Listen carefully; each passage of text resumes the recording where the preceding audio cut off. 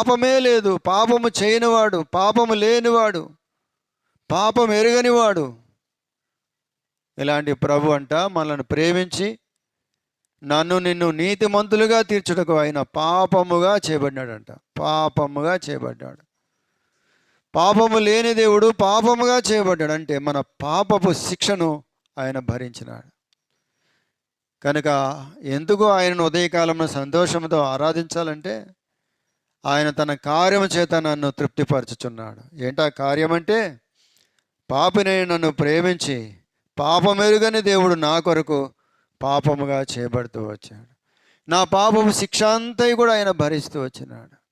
నా పాపపు మరి బరువును ఆయన భరిస్తూ వచ్చినాడు. ఈరోజు నా పాపము నుంచి విడుదల పొందిన వారంగా, పాపములు క్షమించబడిన వారంగా, ఈరోజు నా పాపపు యొక్క శిక్ష నుంచి విడిపించబడిన వారం